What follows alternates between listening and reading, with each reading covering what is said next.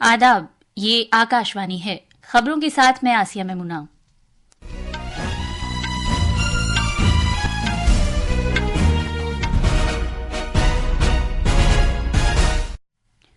वजीर आजम नरेंद्र मोदी और German chancellor Olaf Scholz ने नई दिल्ली में 7वें बैन सरकारी सलाह मशवरे की मुश्तरका सदारत की। जर्मनी ने ऐलान किया है कि वो हुनरमंद भारतीय पेशेवर अफराद के लिए सालाना वीजा कोटा को 20,000 से बढ़ाकर 90,000 करेगा।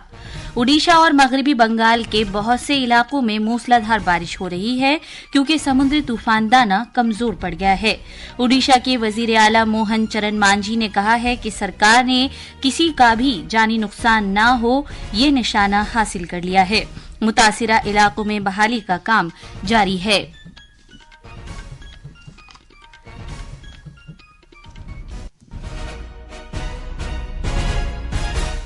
अब खबरें तफसील से। वजीर आजम नरेंद्र मोदी ने कहा है कि सलाहियत, टेक्नोलॉजी, इख्तिरा और बुनियादी ढांचा भारत की तरक्की के आलात हैं। उन्होंने कहा कि आज का भारत जमहूरियत, आबादी के तनासुब, मांग और आदादोशुमार के 4 मजबूत सुतूनों पर खड़ा है। वजीर आजम नई दिल्ली में जर्मन तिजारत से मुतालिक 18वें एशिया बहरुल काहिल कॉन्फ्रेंस से खिताब कर रहे थे। उन्होंने कहा कि भारत जर्मन ताल्लुकात हर सतह पर मजबूत हो रहे हैं।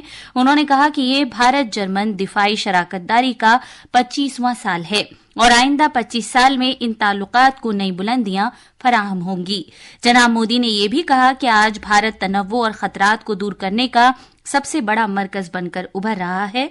उन्होंने ये भी कहा कि भारत बहरुल काहिल खित्ता दुनिया के मुस्तकबिल के लिए निहायत अहम है।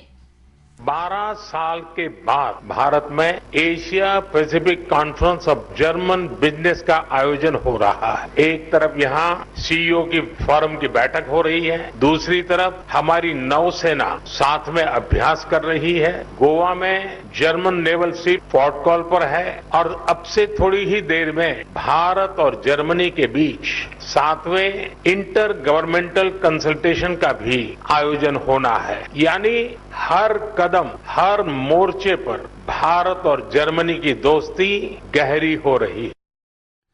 वजीर आजम ने यह भी बताया कि जर्मनी ने हुनरमंद भारतीय पेशेवर अफराद के लिए सालाना वीजा कोटा 20,000 से बढ़ाकर 90,000 कर दिया है। उन्होंने कहा कि इस फैसले का मकसद हुनरमंद कारकुनों की जर्मनी की मांग को पूरा करना और भारत के साथ इक्तिसादी ताउन को मजबूत करना है और जिसके नतीजे में भारतीय पेशेवर अफराद के लिए जर्मनी में रोजगार के मौकों में इजाफा होगा, जिससे दोनों मुल्कों के दरमियान इक्तिसादी ताल्लुकात मुस्तहकम होंगे। खासतौर पर भारत की स्किल्ड मैन पावर पर जर्मनी ने जो भरोसा जताया है वो अद्भुत है। जर्मनी ने स्किल्ड भारतीयों के लिए हर वर्ष मिलने वाले वीजा की संख्या 20,000 से बढ़ाकर 90,000 करने का फैसला किया है। मुझे विश्वास है कि इससे जर्मनी की ग्रोथ को नई गति मिलेगी। सदर जमहूरिया द्रौपदी मुर्मू आज 2 रोजा दौरे पर छत्तीसगढ़ पहुंच गई हैं। उन्होंने आज रायपुर में all India institute of medical sciences AIIMS के जलसे तकसीम असनाद में शिरकत की। छत्तीसगढ़ के गवर्नर रमन डेका और वजीर आला विष्णु देवसाई भी इस मौके पर मौजूद थे।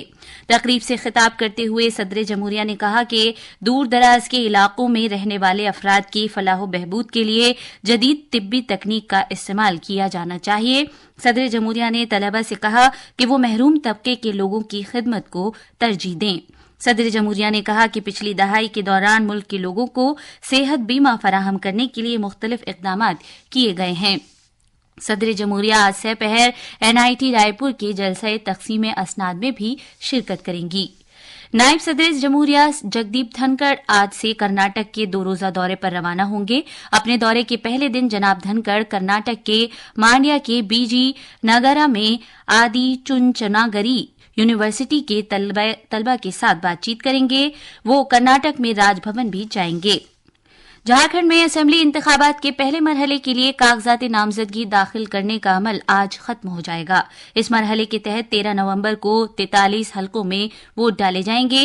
कागजात की जांच पड़ताल 28 अक्टूबर को होगी, जबकि इस महीने की 30 तारीख तक उम्मीदवार अपने कागजाती नामजदगी वापस ले सकते हैं।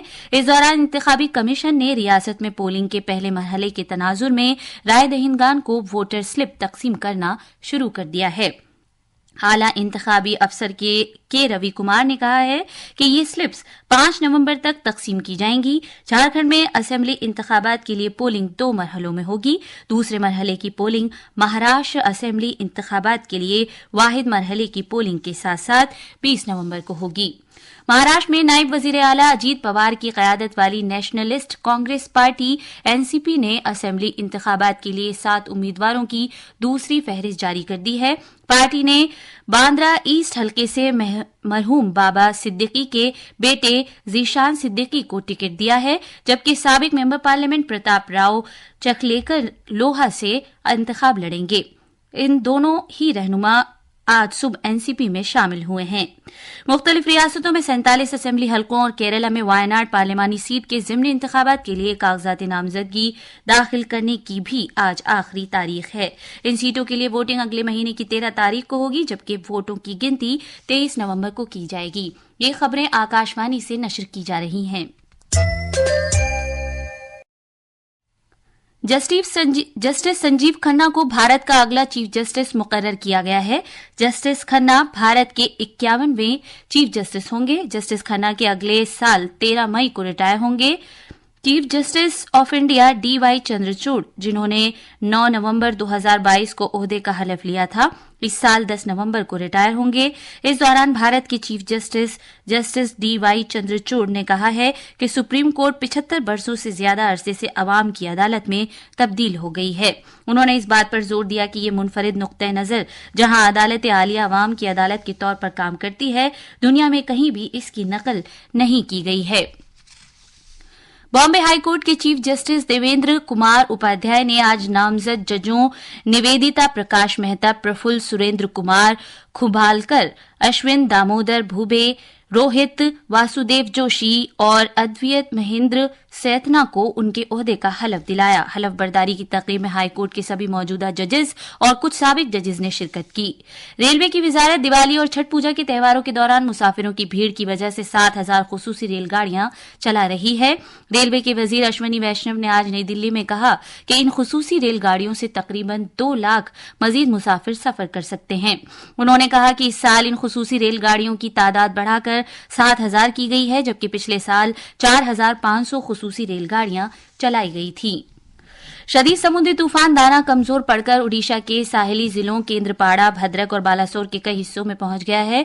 तूफान के असर से शदीद हवाओं के साथ बारिश हुई है।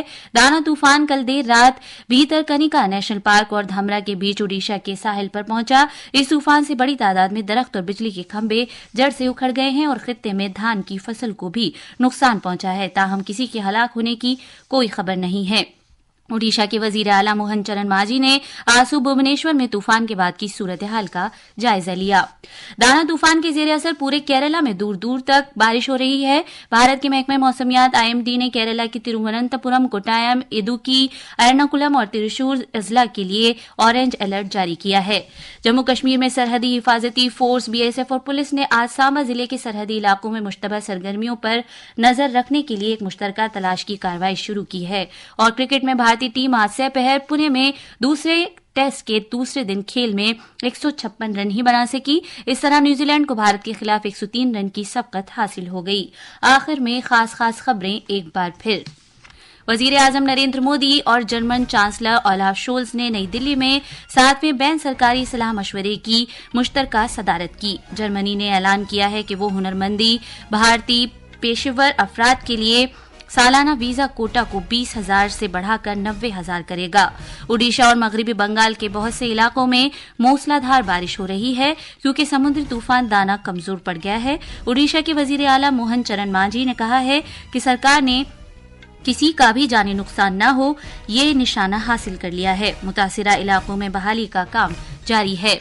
झारखंड में असेंबली इंतखाबात के पहले मरहले के लिए कागजाती नामजदगी दाखिल करने का काम आज खत्म हो रहा है। मुख्तलिफ रियासतों के 47 पार्लिमानी हलकों और केरला में वायनाड पार्लिमानी हलके के लिए जिमनी इंतखाबात के लिए भी नामजदगियां दाखिल करने का काम आज खत्म हो रहा है। इसके साथ ही खबरों का ये बुलेटिन खत्म हुआ।